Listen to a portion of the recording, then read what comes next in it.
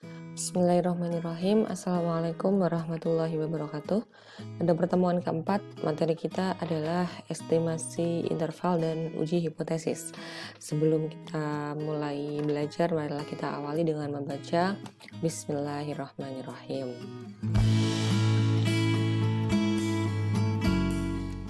Indikator capaian dari sesi ini antara lain yang pertama mampu menjelaskan konsep estimasi interval dengan benar, kemudian mampu mengerjakan soal perhitungan estimasi interval dengan tepat, dan yang ketiga menjelaskan urutan prosedur dalam uji hipotesis dengan benar.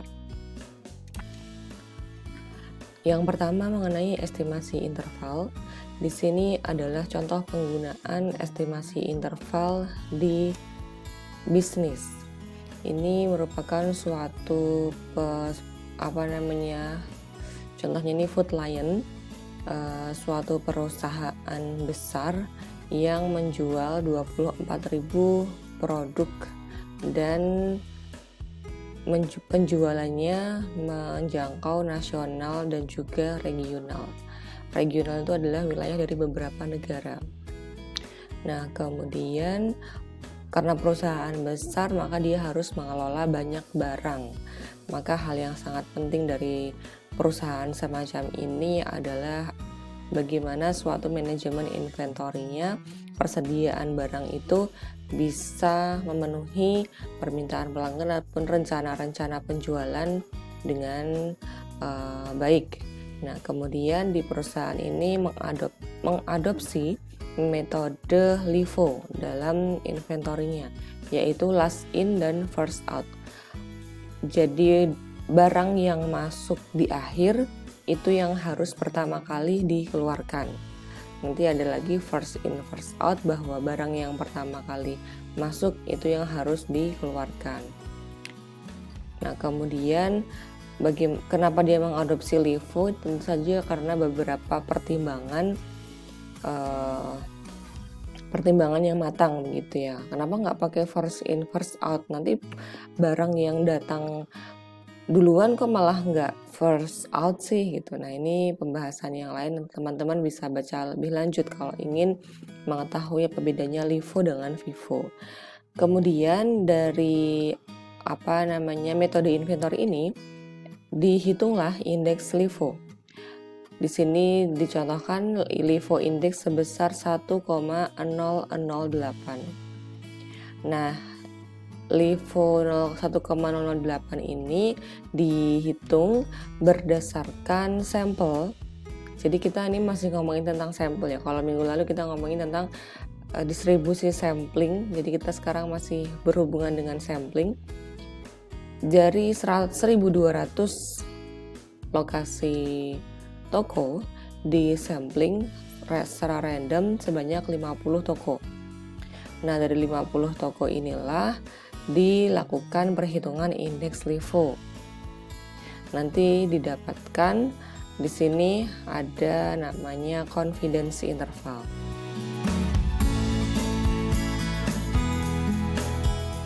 Jadi ini yang akan kita bahas ya, judulnya adalah estimasi interval. Nah, jadi kita ingin mendapatkan suatu interval. Interval itu kan jarak dari satu angka ke angka yang lain, itu suatu interval.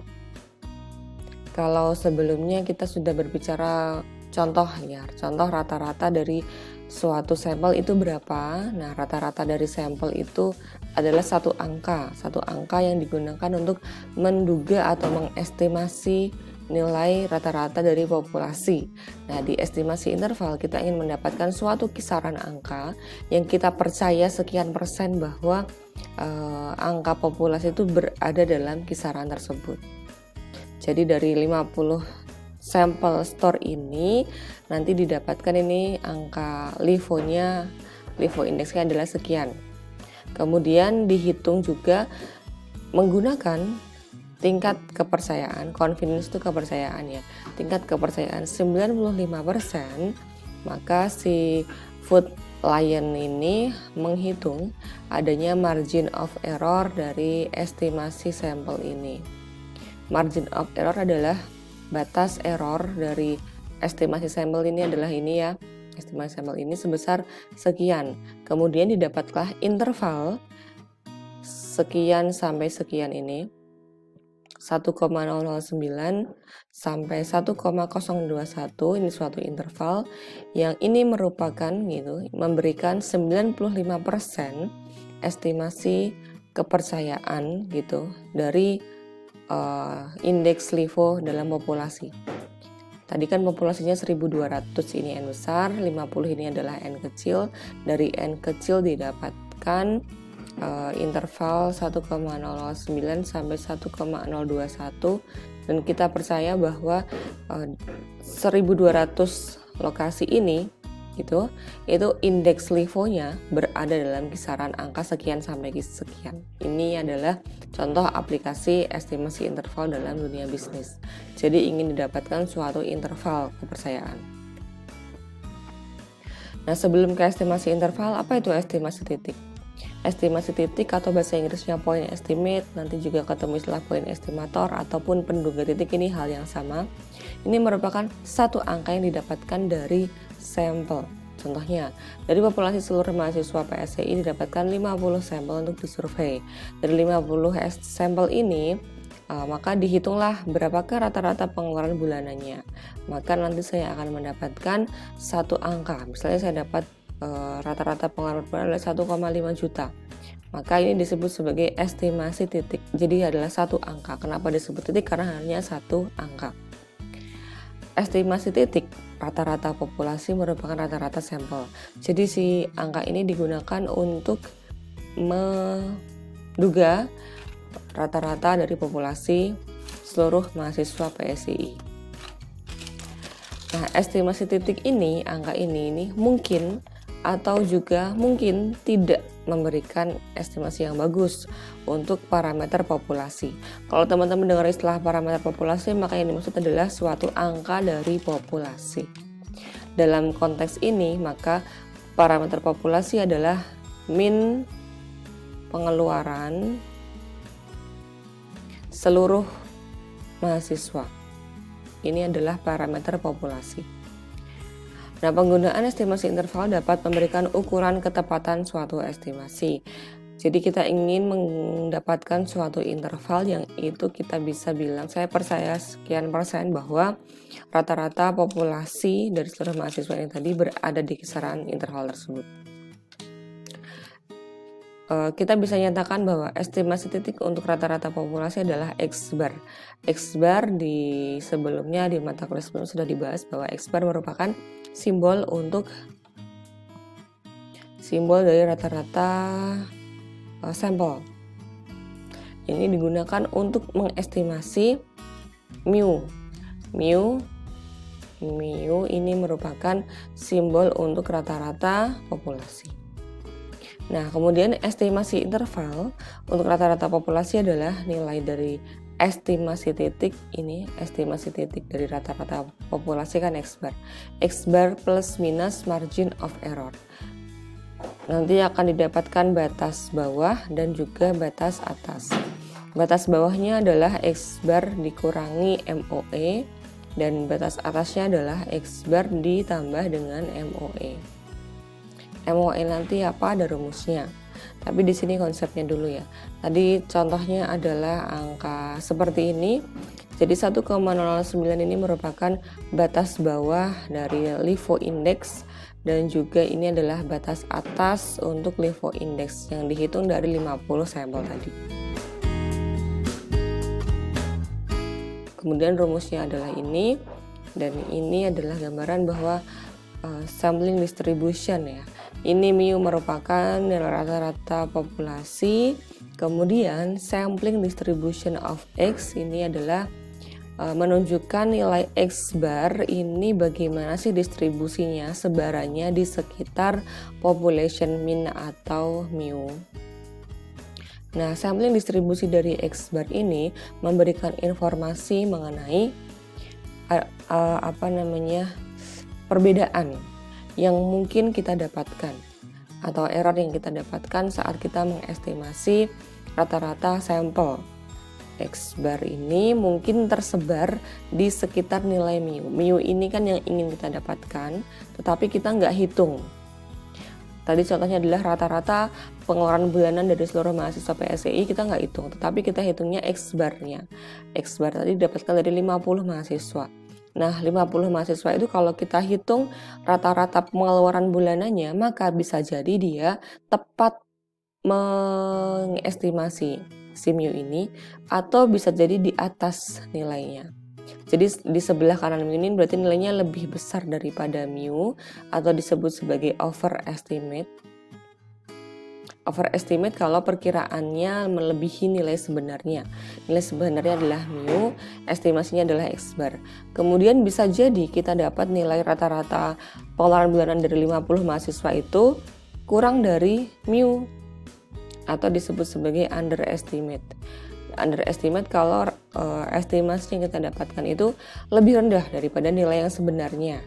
Nah, ini adalah kemungkinan gitu bahwa X bar itu menyebar kurang dari mu, lebih dari mu, ataupun tepat di mu.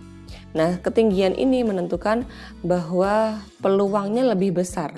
Jadi memang kalau kita mengambil sampel, menghitung rata-rata, itu kemungkinan tidak sama persis, tetapi kemungkinan yang paling besar X bar itu akan tepat sama dengan mu, karena di sini dilihat distribusinya adalah paling tinggi itu di nilai mu ini, dia paling tinggi. Dan semakin menjauhi mu, dia kemungkinannya lebih rendah. Jadi kalau kita dapetin sampel, dihitung rata-ratanya itu kemungkinannya kecil sekali dia jauh dari mu.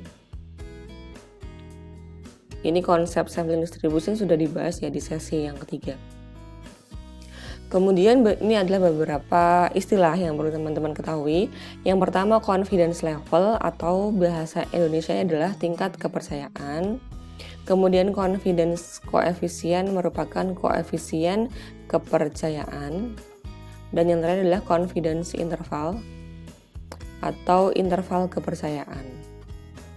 Nah, tingkat kepercayaan itu angka persentase, bisa 95% ini yang paling banyak digunakan, atau nanti bisa juga 90% dan 91%. Kemudian koefisien kepercayaan merupakan sebenarnya sama dengan tingkat kepercayaan, cuma dalam bentuk desimal. Ini desimalnya adalah sekian. Atau kalau 90% maka 0,90, atau 91% adalah 91%. Bukan 91% tapi 99%. Nah, berarti ini adalah 0,99% koefisien kepercayaannya. Lalu interval kepercayaan merupakan batas bawah sampai dengan batas atas. Jadi kalau ada kata interval, maka dia merupakan suatu interval, suatu angka sampai dengan sekian. Misalnya dari 90 sampai dengan 101, ini adalah interval. Nah, misal dengan alfa 5%. Jadi alfa 5% ini digunakan untuk menentukan ini. Kalau dipilih alfa 5%, maka tingkat kepercayaannya adalah 95%. Jadi kalau ini saya singkat sebagai TK begitu ya. Tingkat kepercayaan itu merupakan 100% dikurangi dengan alfa.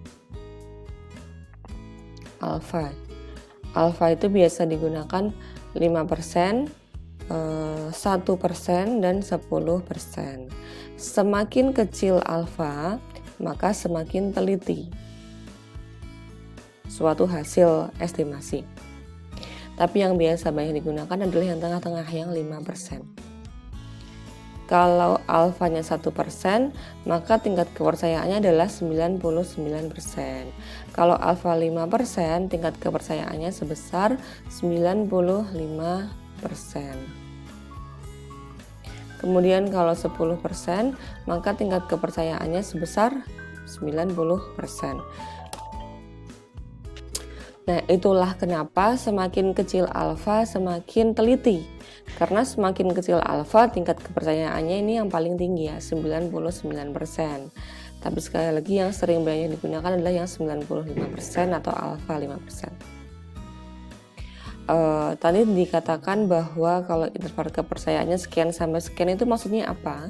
Di sini kita percaya bahwa we are 95% confident bahwa interval batas bawah. Ini contohnya ya, contohnya batas bawahnya 78, batas atasnya 85. maka kita bisa bilang bahwa kita percaya sebanyak 95% gitu bahwa interval ini sampai ini mencakup nilai mu atau nilai rata-rata populasi. Kita percaya 95% bahwa nilai rata-rata populasi terletak di dalam interval tersebut. Gitu maksudnya.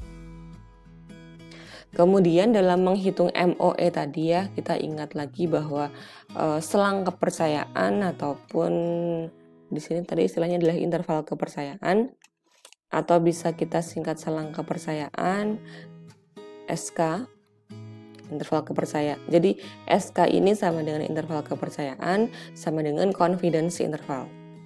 Nah, SK tadi di awal rumusnya adalah untuk SK untuk X bar ya, untuk rata-rata. SK untuk rata-rata populasi rumusnya adalah X bar plus minus MOE. Nah, MOE ini rumusnya adalah ini. Ada dua rumus. Rumus yang pertama, rumus yang kedua. MOE-nya ini rumusnya rumus yang pertama ini menggunakan namanya distribusi Z. Distribusi Z atau disebut sebagai distribusi normal baku. Dan juga rumus yang kedua ini menggunakan distribusi T. Distribusi T ini rumusnya seperti ini.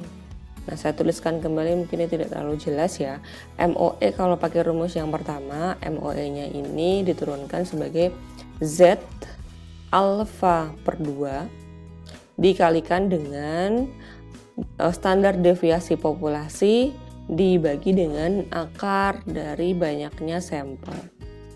Nah, Z alfa per 2 ini nanti didapatkan dari namanya tabel Z. Sedangkan untuk rumus yang distribusi T, MOE-nya ini sama dengan T alfa per 2 dikalikan dengan standar deviasi sampel dibagi dengan akar dari banyaknya sampel. T alfa per 2 ini nanti didapatkan dari tabel T atau namanya tabel student T, ini sama saja. Alfa tadi yang di sini, nah alfa ini ya 5%, 1% ataupun 10%. Kemudian kapan menggunakan rumus pertama, kapan menggunakan rumus kedua. Nah, kapan menggunakan rumus pertama jika diketahui nilai ini sigma atau standar deviasi dari populasi. Standar deviasi populasi ini biasanya diasumsikan ya, diketahui. Tetapi kan namanya populasi kita nggak dapat datanya, gitu kan logikanya. Terus kenapa bisa dapat standar deviasi populasi ini biasanya dari data masa lalu ataupun diasumsikan. Nah, kemudian digunakan rumus T kalau standar deviasinya ini tidak diketahui yang populasi. Jadi menggunakan sampel kemudian dihitung standar deviasinya. Atau kondisi lain adalah kapan menggunakan T, kapan menggunakan S. Kalau seperti ini. Kalau ukuran sampel kurang dari 30 maka dan bentuk distribusinya tidak normal. Normal ini kalau bentuknya seperti lonceng ya. Dia harus digambar histogramnya. Ini bisa Anda baca sendiri. Nah, kemudian ini adalah distribusi Z ini. Ini ada di appendix atau lampiran appendix B dari e-book yang ada di Google Drive. Kemudian ini adalah T distribusi T. Jadi bentuknya sama-sama seperti lonceng. Nah, distribusi ini untuk mendekati jika nilai N atau sampelnya kurang dari 30 ataupun bentuk distribusinya sebenarnya bentuk distribusi dari data itu tidak normal. Itu bisa juga pakai distribusi T. Kemudian tadi kalau T-nya alfa per 2, alfanya 5%, maka T alfa per 2 adalah T 0,025. Maka di sini dicari T alfa 0,025. Ini adalah, jadi yang baris pertama ini merupakan alfa. Kemudian kalau di T ini ada namanya degree of freedom atau bahasa Indonesianya adalah derajat bebas. biasa disingkat DF ataupun DB. Ini adalah angka yang angkanya ini adalah diskret. Nah, angka ini kita pilih 1 sampai berapa, kita pilih yang mana? Kita pilih nanti kan di soal diketahui banyaknya n. N itu misalnya 20. Nah, kita cari DF-nya itu rumusnya adalah n dikurangi 1. Sama dengan kalau misalnya n 20 maka DF sama dengan 19. Jadi kita lihat di sini DF-nya 19, kemudian alfa per 2-nya adalah 0,025, maka kita cari di sini irisannya. 19 dan alfanya di sini. Maka nilai T alfa per 2 adalah sebesar 2,093. Kemudian menggunakan rumus atau T, latihan soal. Ini adalah data dari sampel sebanyak berapa? 1, 2, 3, 4, 5 kali 1, 2, 3, 4 baris, berarti ada 20 sampel atau N-nya 20. Kemudian pertanyaan pertama, hitunglah estimasi titik dari rata-rata waktu pegawai menyelesaikan training. Jadi ini adalah data berapa hari seorang pegawai menyelesaikan suatu training.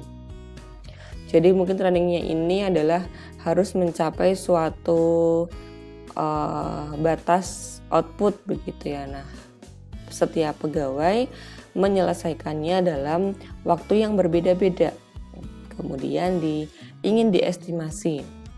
Dari seluruh pegawai itu ditanya, diambil 20 orang, kemudian berapa harikah Anda menyelesaikan trainingnya. Nah, didapatkan semacam ini. Kemudian yang pertama ini, hitunglah estimasi titik rata-rata waktu pegawai. Kita ingat lagi estimasi titik ini kalau rata-rata akan sama dengan menghitung nilai X bar.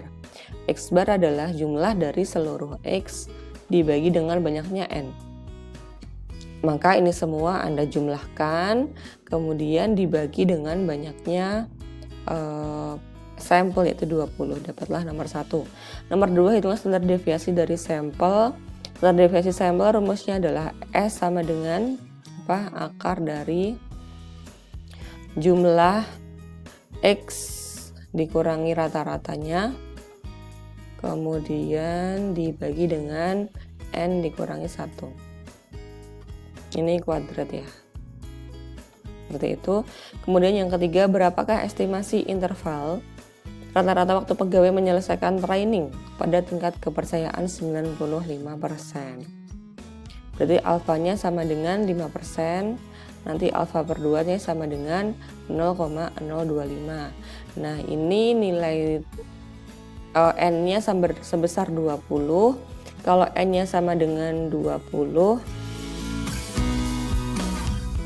nah ini kalau N-nya kurang dari 30 dan bentuk distribusinya tidak normal, maka nanti bisa menggunakan distribusi T. Jadi ceritanya nilai ini kalau didistribusikan histogramnya dia tidak normal. Tidak normal dan N kurang dari 30, maka menggunakan distribusi T. Ini bentuknya kan tidak seperti lonceng. Itu kemudian dihitung tadi ya, contohnya sudah tadi, kalau N-nya 20, derajat bebasnya sekian. Ini salah ketik ya, DF sama dengan 20 dikurangi 1 sama dengan 19. Maka T alfa per 2 sama dengan sekian, ini dari tabel. Nah, dihitunglah nilainya, didapatkan X barnya sekian, S-nya sekian, kemudian margin of error-nya. Jadi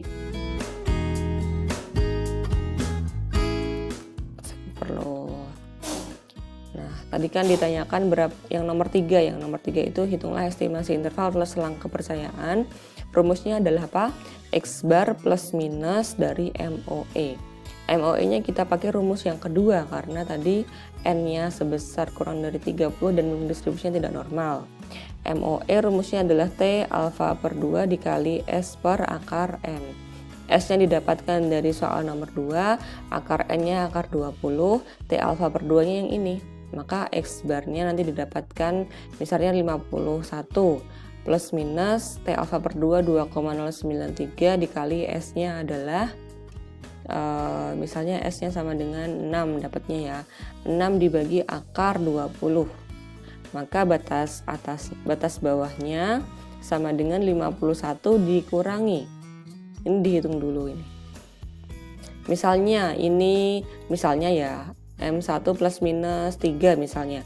Berarti nanti batas bawahnya adalah 51 dikurangi 3. Batas atasnya adalah 51 ditambah 3.